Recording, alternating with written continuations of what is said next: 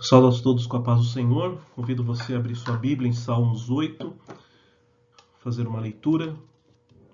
Como de costume aqui, vou fazer uma leitura na minha Bíblia, que é na nova tradução da linguagem de hoje, tá bom?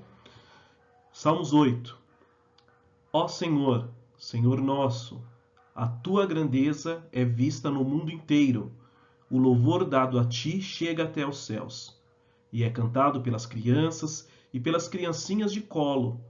Tu construíste uma fortaleza para te proteger dos teus inimigos, para acabar com todos os que te desafiam. Quando eu olho para os céus que tu criastes, para a lua e para as estrelas que puseste nos seus lugares, que é um simples ser humano para que penses nele? Que é um ser mortal para que te preocupes com ele? No entanto, fizeste o ser humano inferior somente a ti mesmo, e lhe deste a glória e a honra de um rei. Tu lhe deste poder sobre tudo o que criastes, tu pusestes todas as coisas debaixo do domínio dele, as ovelhas e o gado e os animais selvagens, também os pássaros e os peixes e todos os seres que vivem no mar. Ó Senhor, nosso Deus, a tua grandeza é vista no mundo inteiro. Amém. Louvado seja Deus por esta palavra. Então vamos relembrar um pouquinho. Nós terminamos o estudo do livro de Esther. E no livro de Esther, na última aula, nós falamos sobre os capítulos 9 e 10. Os judeus agora matando seus inimigos, a festa do Purim, e nós vimos o renome de Mordecai. Então, só relembrando aí, a festa do Purim, ela tem essa menção no livro de Esther, tá? Não tem a menção dela naquelas festividades que são mencionadas nos livros, na Torá, vamos falar assim, mas é uma festividade que ela surgiu ali no livro de Esther e ela, até hoje, na comunidade judaica, ela é celebrada. Então, tá aí uma das festas que nós não vamos encontrar na Torá, mas ela é reverenciada, consta no calendário da comunidade judaica, dado o teor, a importância que essa festa tem, o objetivo, que envolve então esse livramento dos judeus. Então é uma festa que ficou ali no calendário, se perpetuou. Então terminamos o estudo do livro de Esther, um livro maravilhoso. Nós vimos algumas particularidades. Começa com banquete, termina com banquete, no meio tem um monte de banquete, tá? E aí estudamos um livro muito interessante, muito debatido, foi muito debatido pelo fato de não ter o nome de Deus, tendo em conta a palavra Deus em nenhuma parte desses 10 capítulos, mas ao longo das lições nós comentamos bastante isso, que nós vemos Deus presente de uma forma em cada detalhe, em cada ação, Por exemplo, quando foi promulgada aquelas leis, se dava um tempo para que aquela lei, aquele edito, aquele decreto, ele fosse cumprido. E então nós vimos que aí nós vimos como Deus estava trabalhando, em prol do seu povo. Então hoje nós começamos um novo livro, nós começamos o livro de Jó, tá? Então até passou pela minha mente se a gente pulava Jó, Salmos, Provérbios, e a gente avançasse ali para o livro de Isaías, continuava aquela história que a gente tava Jeremias, que a gente estava muito, vamos falar assim, fresca na nossa memória do exílio da Babilônia, da época pré-exílica. Então a gente ia continuar aquela história se a gente estudasse esses livros em particular, Isaías, todos esses profetas, tá? Mas eu achei por bem seguir essa estratégia que a gente já vem seguindo ao longo do tempo, o estudo sequencial. Tá? Então agora nós chegamos em Jó, né? Um livro, vamos falar assim, extenso, né? E aí, acabando Jó, nós vamos para o livro de Salmos, e aí nós continuamos a nossa ordem aí, tá bom?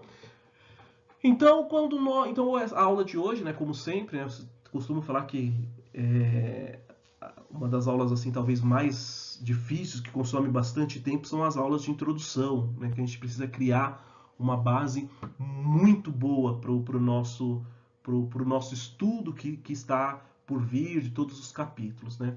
E eu até achava que eu tinha, né, uma das minhas aulas que eu uso nessa preparação da aula de introdução, uns livretinhos muito interessantes que tem da editora Paulus, de cada um dos livros da Bíblia, né? Então eles chamam Como Ler. E eu jurava que eu já tinha comprado o de Jó, né?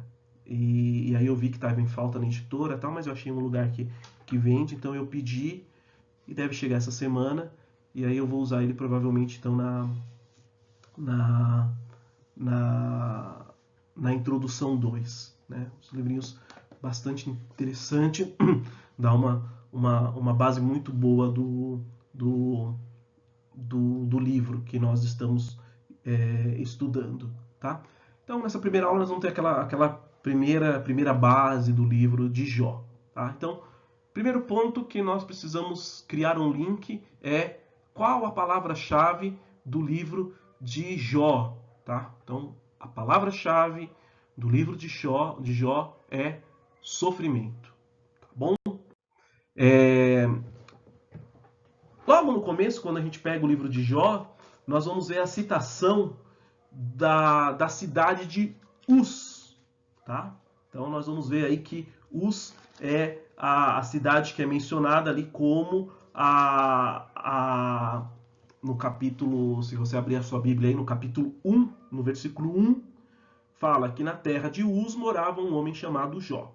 Era bom e honesto, temia Deus e procurava não fazer nada que fosse errado, tá? Então a primeira exploração que a gente pode fazer é entender onde que era essa terra de Uz, tá? Então, duas regiões elas são apontadas como uma localização provável para essa terra de Uz que é mencionada. A primeira dela é a Síria ou a Mesopotâmia, e uma outra região ali que é apontada como essa localização de Uz é uma região próximo a Edom, tá? O mapa aqui ele não está muito grande, mas aqui acho que dá para a gente entender um pouquinho, ó. Estamos falando que Jerusalém está aqui e aqui nós vemos a região que eles falam que é a região de Edom, tá? Esse outro quadro aqui é um que a gente viu muito quando a gente estava estudando Crônicas, Reis, né, que fala do reino de Israel. Então aqui nós vemos o reino dividido, vamos falar assim, né? Nós vemos essa parte aqui como o reino do norte, né? Se eu não me engano era amarelo e esse aqui era azul ou vice-versa. E aqui nós vemos o reino do sul, que era o reino de Judá, tá?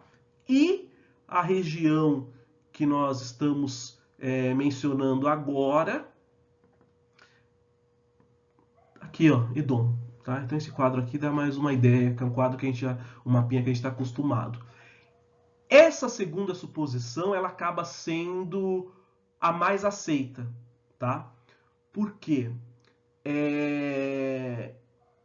Ao longo do livro de Jó, nós vamos encontrar a genealogia de Esaú, tá? E Esaú, ele é tido como pai dos Edomitas, tá?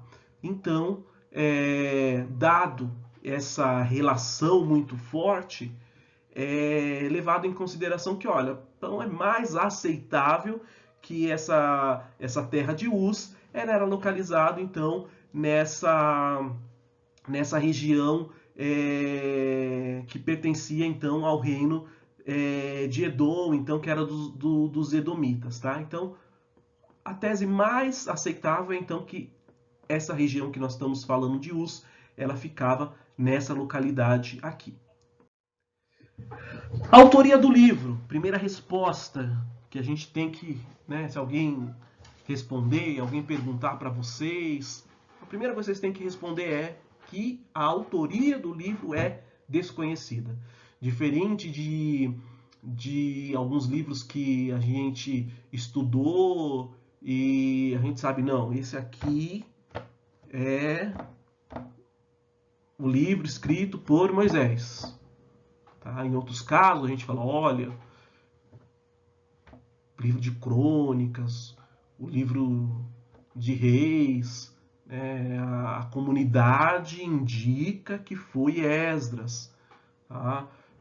Pelas particularidades, pela semelhança. Tá? Mas aqui no livro de Jó, então a primeira a alternativa ali que a gente tem que responder é que autoria é desconhecidas. Mas aí abre-se também um leque de opções.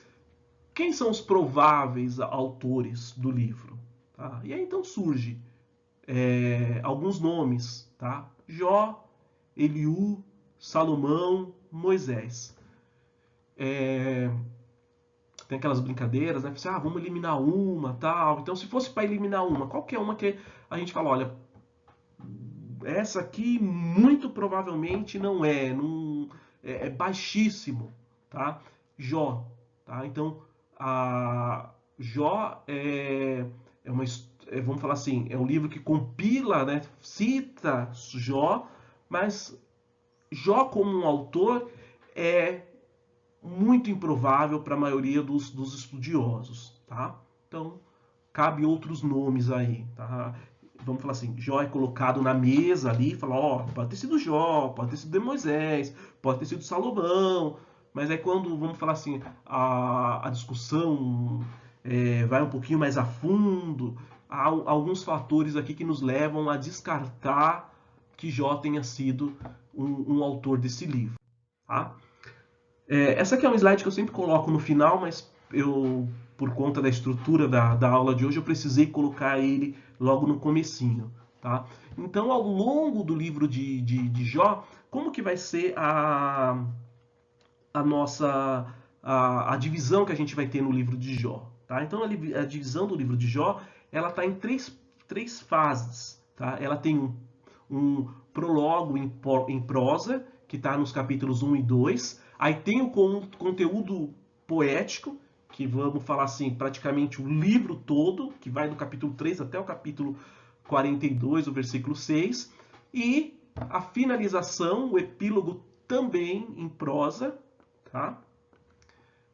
Ele entende-se o último capítulo ali a partir do versículo 7, que aí finaliza, tá bom? Então, agora a gente começa a entrar num... Até esqueci no slide anterior, mas esse aqui tá tranquilo. Como contabilização de presença, enfim, toda aquela metodologia que a gente já vem conversando bastante. Eu preciso que vocês pesquisem e me falem o significado do nome Jó, tá? E aí me mandem lá para pontuar a presença, a participação, tá? Então o livro ele acaba tendo uma estrutura agora com essa parte poética, esse prólogo, esse epílogo, tá? Então o que nós vemos no início, vamos falar assim, né? No início e no fim do livro, tá? Nós vemos Jó sendo apresentado, igual vocês relembram, o capítulo 1, versículo 1, tá?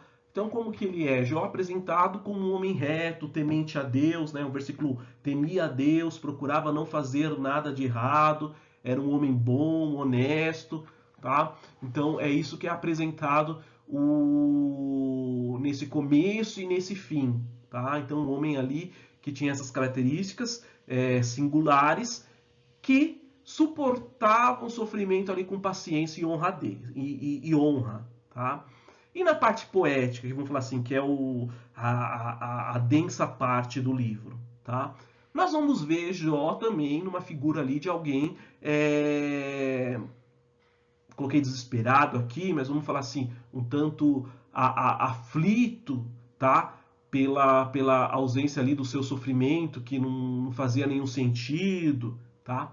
E aí quando a gente olha e fala assim, mas estamos falando que no início, lá o capítulo 1, 2, estamos falando que no finalzinho lá do capítulo 47, apresentado um homem reto, temente a Deus, que estava suportando ali o sofrimento com paciência, com honra. Tá, mas aqui, já na outra parte, também falando alguém ali um pouco, um tanto aflito, não entendendo essa parte do sofrimento. Tá? E aí leva mais vamos falar assim, uma tese, a gente fazer uma hipótese que o livro ele pode ter sido compilado por autores diferentes. Então aquela listinha que a gente viu lá, né, que descartamos Jó, tem Moisés, tem Salomão, ela pode ser de certa forma, falar, ó, então na verdade, dado esse cenário aqui que eu acabei de falar para vocês, então pode ser que o livro então ele não tenha sido de uma única autoria, tá? Então aí teve vamos falar assim, uma terceira figura do compilador, aquele que unificou todas as partes. E na hora desse trabalho desse compilador, ele não conseguiu, vamos falar assim, unir de uma forma, né, vamos pensar num bolo, numa única estrutura, a figura de um único Jó. Tá? Então, por conta de um autor ter feito essa visão, né, do Jó temente, paciente, tá? E esse outro autor ter feito essa estrutura de Jó um tanto aflito.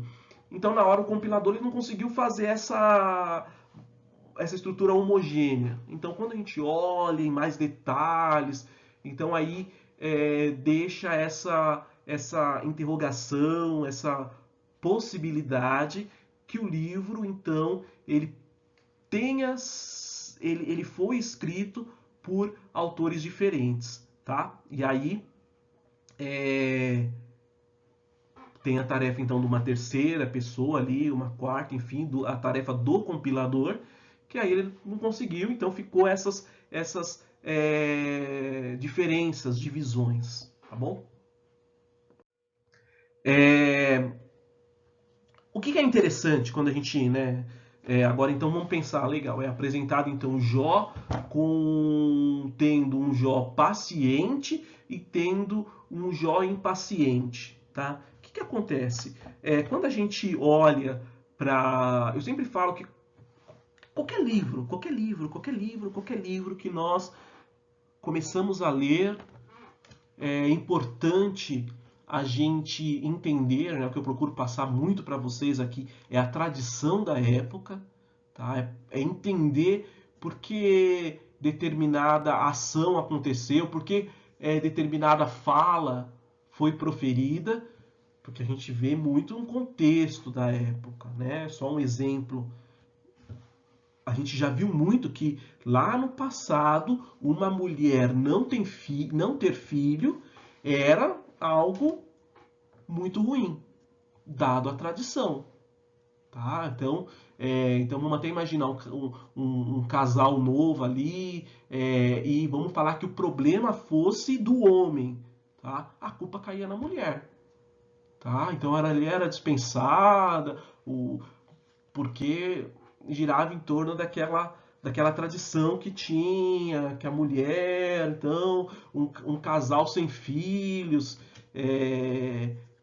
não fazia sentido, né? Não tinha questão faltar a honra, a descendência, tá?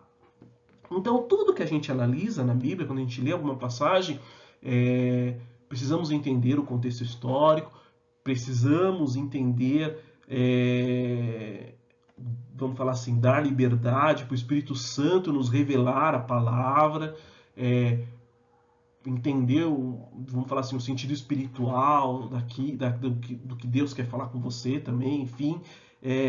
Mas a gente sempre precisa trazer um elo, um link com os nossos dias atuais. Tá, mas isso aqui, essa história aqui, que aconteceu com fulano, aconteceu com ciclano, essa dificuldade, essa vitória. A gente precisa trazer esse link para o tempo presente, tá? E quando a gente pensa em Jó nessa figura de uma hora um paciente e outra hora abordado como um impaciente, ele traz esse elo para a gente que Jó era um ser humano assim como eu e como você, tá? Então Jó, durante o seu período ali, ele lutou, relutou com as emoções que ele tinha, os sentimentos, tá? Muito familiar para a nossa realidade, para o que eu, você realizamos, tá? Muitas vezes nós temos paciência, outra hora nós ficamos aflitos, tá? Então, uma hora tentando trazer o link, nós vemos que Jó então tinha essa característica de, olha, ele é um ser humano igual eu, tá? Igual você, tá? Analisando, né, mais a fundo, agora tentando identificar uma relação ali até de quando foi escrito, período, tá? O livro de Jó, ele traz muita relação com o período patriarcal, tá? Então vamos patriarcal aqui ter como uma referência o pai Abraão, tá? Então, quais são essas relações que o livro de Jó ele traz para a era patriarcal? Tá? Então, uma primeira referência que nós vamos ver é quando cita, logo no começo ali, fala das riquezas de Jó, vamos falar assim, a medida, né, que é mensurada essa riqueza de Jó, ela é em gado, tá? E quando a gente pega as referências lá em Gênesis, quando cita, vamos falar assim, o patrimônio dos patriarcas Abraão, Jacó, também era utilizada essa medida, tá? Então, no primeiro momento, a gente fala, olha, a medição utilizada no livro de Jó, ela tem uma relação muito forte com a medição que era realizada no período patriarcal, tá? Outra evidência que nos reforça essa tese que nós estamos seguindo aqui é que esses povos, os saduceus e caldeus, eles são referenciados como saqueadores nômades, tá? De uma época muito, vamos falar assim, longínqua, tá? Então aí nos remete novamente uma época muito remota, muito longínqua, praticamente, vamos falar assim, no início. Então, estamos se referindo ali a Abraão, a Jacó. Então, mais uma vez, a citação desses povos aí nos traz, então, essa lembrança aí da era patriarcal, por ser uma data muito remota, a citação desses dois povos. Peça de dinheiro é uma expressão que nós vamos ver no livro de Jó, e essa mesma expressão, né, vamos falar aqui, a gente, quando nós estudamos lá sobre a peregrinação, estudamos a conquista da terra prometida, e vamos supor que nosso objetivo é fazer uma relação de altar. Então a gente vai pegar, olha lá no deserto, se erguer um altar, olha lá na terra prometida se ergueu um altar. Então a gente começa a relacionar altar no tempo dos, vou falar aqui, no tempo dos juízes, altar no tempo dos reis que nós estudamos em crônicas, altar ali no tempo de Josué. Então nós conseguimos fazer essa relação. Agora, quando a gente pega essa expressão que está presente dentro do livro de Jó, que é peça de dinheiro, a gente não vai conseguir encontrar em lugar nenhum, com exceção no livro de Gênesis, o capítulo 33, o versículo 19. Tá? E aí vamos tentar procurar um pouquinho mais. A gente vai se deparar com Josué com outra expressão. Não falando mais peça de dinheiro, falando em peça de prata. Então aqui nós temos mais uma evidência que o termo, essa expressão peça de dinheiro, ela só é vista ali no livro de Gênesis. Novamente ali nessa era patriarcal. Jó, ele não era sacerdote. Na época de Jó, não existia um santuário em que ele ia lá e falava, olha, preciso oferecer sacrifício, e ali dava, né, para quem era a pessoa ali separada, exclusiva, determinada pela lei ali, que fosse oferecer o sacrifício, que era o sacerdote. Não existia isso na época de Jó. Tá? E como que então Jó oferecia sacrifício? Ele oferecia sacrifício da mesma forma que Abraão, que Jacó. No tempo de Abraão não existia a figura de Jacó, não existia a figura do sacerdote. No tempo de Jacó não existia a figura de sacerdote. Surgiu-se depois. E antes? Os patriarcas, eles ofereciam ali o sacrifício a Deus no seu estilo. E nós vamos ver esse estilo presente em Jó. Tá? Outra coisa, a longevidade de Jó. Tá? A idade ali, olha, na linha do tempo, né, de quantos anos Jó viveu. Ela também remete a esse período dos patriarcas. Por último, a referência ao nome divino El Shaddai, em vez de Iavé, reforça mais uma vez que, olha, por se utilizar o nome El Shaddai e não Iavé, se fosse Iavé, nós estaríamos, vamos falar que é o período ali anterior ao Êxodo, tá? Mas El Shaddai nos remete também lá ao período patriarcal, tá? Então essas evidências nos coloca Jó em paralelo então com a era patriarcal. Tá. E quando efetivamente esse livro foi escrito, tá? Quando a gente viu lá aquelas 3 divisões, elas, e vamos comparar com Ruth, que foi um livro que nós estudamos recentemente, nós vamos ver que a estrutura muda um pouco, né? Porque quando a gente viu a estrutura lá do livro de Esther, nós vimos que tinha uma estrutura, falou, olha, tem um banquete, vamos falar assim, a divisão era baseado em acontecimentos, em fatos. Aqui não. Nós estamos vendo uma estrutura que remete muito ao estilo sapiencial, tá? Poesia, né? E quando surgiu esse tipo de literatura sapiencial? Ela surgiu justamente no tempo de Salomão. Tá? Então, nós vemos aí, por exemplo, Provérbios, Eclesiastes e outros livros que nós vamos estudar, eles estão inseridos nessa categoria, né, de literatura ali sapiencial. Tá?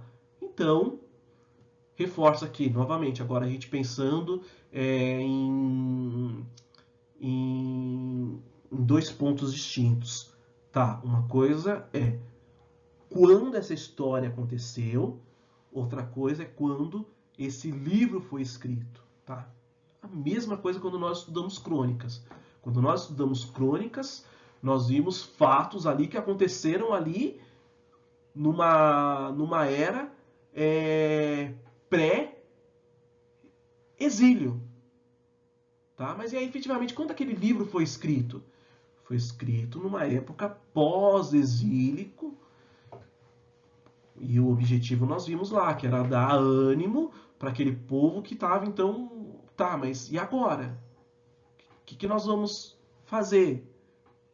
Então, esse foi o propósito. Então, uma coisa é vamos falar assim, o recheio do livro pegando o gancho aqui de crônicas, né, quando nós estudamos, são todos os relatos de uma era antes do exílio da Babilônia.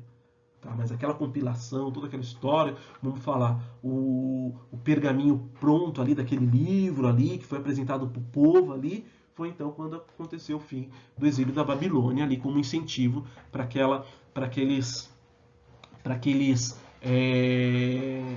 aqueles remanescentes. Tá? Então aqui, nessa mesma linha. Então, a escrita do livro, provavelmente, ela aconteceu então no tempo de Salomão, pelo estilo do livro, desse tipo de literatura, surgiu, começou ali no período de Salomão, então acredita-se então que a escrita aconteceu no tempo de Salomão, tá?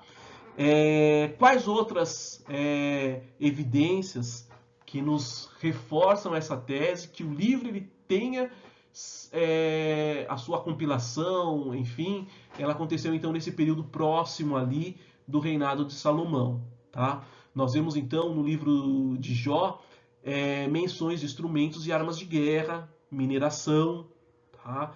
E aí quando a gente for tentar linkar numa linha do tempo da história geral, vamos falar assim, elas remetem ao período ali da Idade do Ferro, por volta de 1200 a.C., tá? E aí também, se a gente entrar num detalhe um pouquinho mais a fundo, tentando essa questão de tentar ligar trechos bíblicos, nós vamos ver que, por exemplo, Jó 7, do versículo 17 ao 18, ele tem uma semelhança muito forte com a nossa leitura oficial que nós lemos em Salmos 8, o versículo de número 4. Tá? E se nós pegarmos Jó 28:8, nós vamos ver uma relação, vamos falar assim, um paralelismo muito forte ali com Provérbios. Tá? Então esses são os indícios que reforçam aí essa tese, essa argumentação que o livro ele foi escrito então ali em meados do reinado do rei Salomão.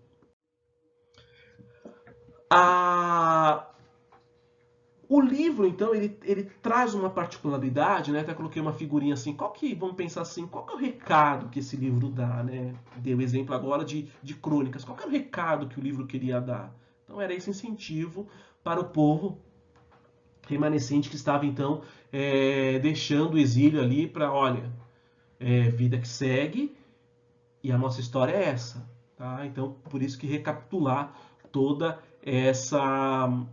esses acontecimentos, recapitular tudo, tá?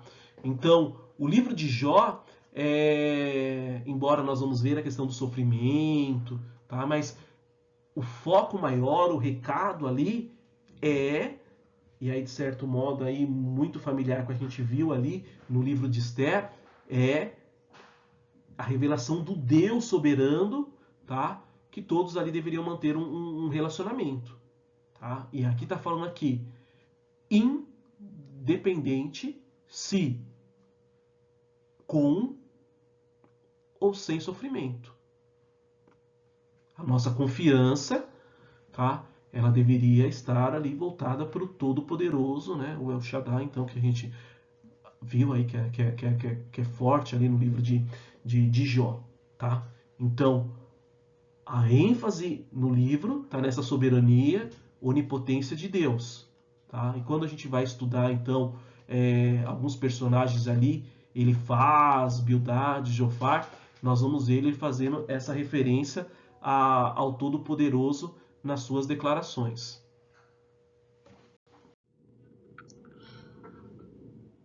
O livro de Jó, também, ele acaba sendo uma contestação para aquele questionamento muito conhecido da gente,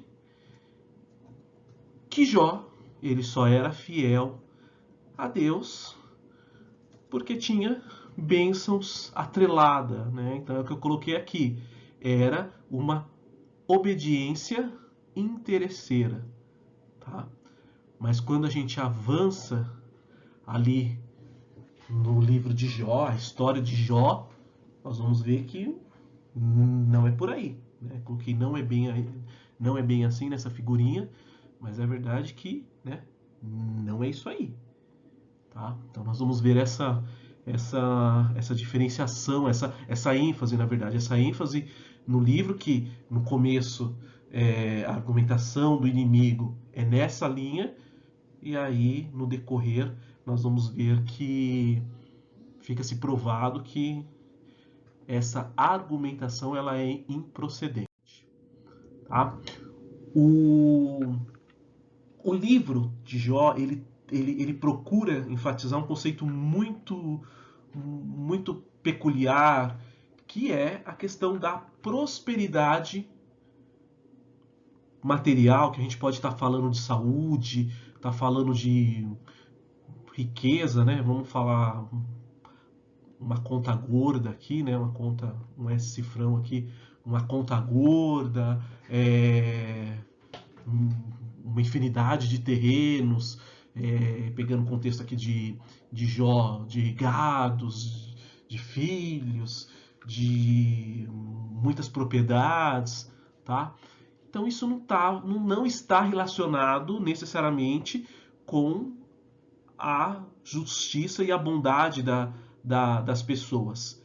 Nessa mesma linha, também uma pessoa sofrendo não faz nenhum sentido argumentar, bater na defesa da tese que aquele sofrimento é uma consequência do pecado. Tá? Então são dois pontos aí que o livro ele procura enfatizar. Tá? Bens material, olha, não coloque, não atrele isso à justiça e bondade das pessoas.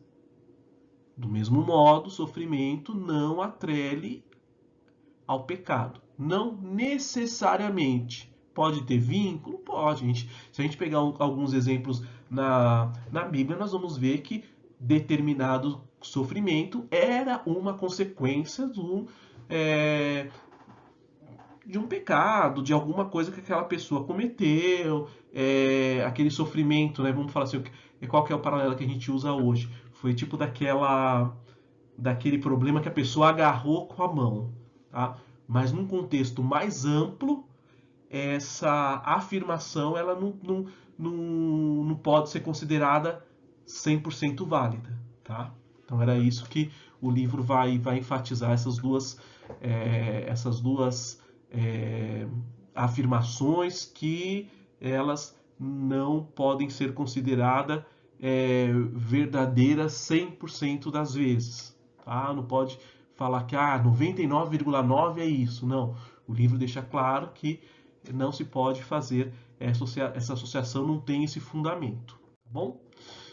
Então, estou abrindo um diretório lá, postar no grupo lá, compartilhado, e aí sempre, uma semana depois, o slide sobe lá no diretório. Deus abençoe e boa semana para vocês.